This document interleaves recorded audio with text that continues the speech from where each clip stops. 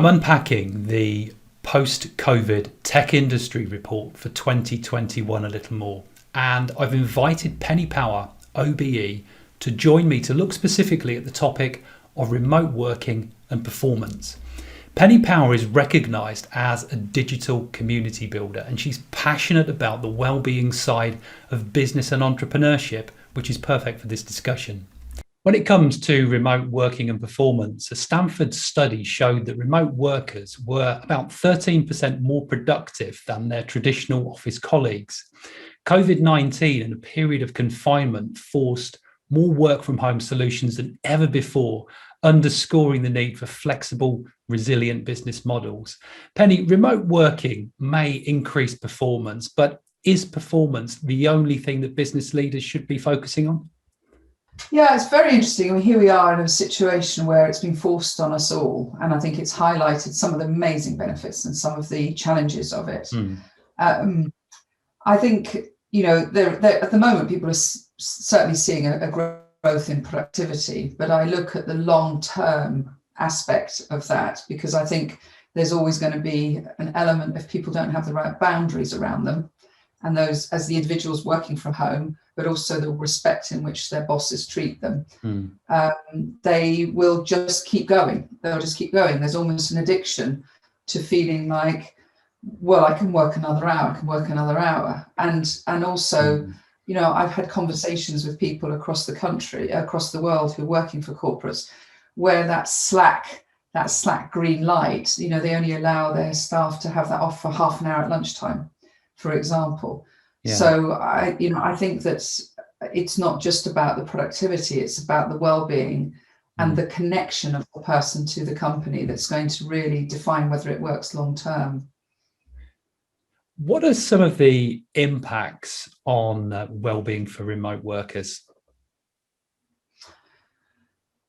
Well, I think there are two sides to this coin, and I believe there's a responsibility of the company, but I believe there's a responsibility of the individual. I think we all need to look after our mental fitness. I would never blame anybody for the fact that I wasn't physically fit enough. It's my responsibility. I might be physically healthy, but it's my responsibility to be physically fit. And therefore, I think the same about mental health. Whilst a company needs to have some mental health strategies for their staff, I think individually we need to have mental fitness strategies for ourselves. And so some of the issues around our mental fitness is really about understanding our character traits, around how we particularly show up. So, there are people who are people pleasers. There are people who don't know how to say no. There are these underconfident overachievers that basically aren't confident enough to say, could I leave that till tomorrow?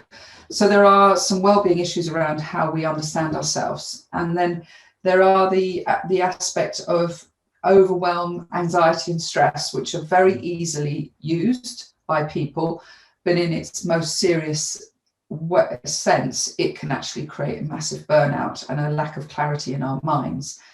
And so I think the issues that I'm noticing is just this foggy mind that people start to get, this absolutely exhausted, stressed mindset. And I had one company that I talked to who said that their strategy was that they had given all their staff access to the Calm app. They'd taken a company license out. But I think that, that's just basically giving a tool. There's a lot more around the culture and attitude of our leadership that has to help the home worker realize that they are valid in the organization, that they can have meaning, etc., and that they matter. Now, you speak and you write a lot about business loneliness and its economic impact. Could you explain a little bit more about what it is and what that means? Yeah, I find this a very interesting subject, because when people think about loneliness, they think they feel it in their heart. They feel sad. Maybe they don't feel connected. And I've experienced loneliness in my life in various different ways. Business loneliness does have an economic impact, and it's because we all have to have motivation and mojo. We have to get up and do the best that we can be in our day. We have to have motivation and mojo. And if we are lonely, that can really start to reduce, because our self-esteem and our self-worth starts to reduce, and a huge amount of our mind starts getting taken up by, do people think I matter? Do I have any worth to this organization?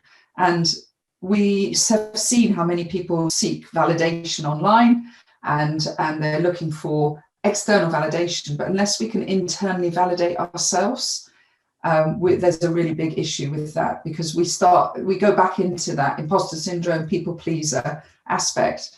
That aspect of making sure that an organization are just constantly not keeping people remotely, that there is check-in points all the time, which might seem very fluffy to a lot of leaders, but that time out to say, how are you? How is the family? How are you managing? Are you achieving enjoyment in your work? And it's very fascinating when I look at young leaders, how they are starting to construct their companies now. And a lot of it comes from making sure that any work that staff members have gives them meaning, because we have to all feel, I'm enjoying this, I have a sense of purpose in it, and when I deliver this work, it is being respected and appreciated, and I am being validated for the skills that I have and the person that I am. Thank you, Penny. We do appreciate your time this morning, looking into these issues, because we're looking at the post-COVID tech industry report for 2021. I'll include a link in the video description to the post-COVID tech industry report 2021, so you can learn more about the many changes affecting the tech industry. I'll also include a link where you can find out more about Penny Power, including her bio, more videos and details about her keynote topics. If you've enjoyed this video, please do give it a thumbs up, and remember to subscribe to the channel to see more videos like this.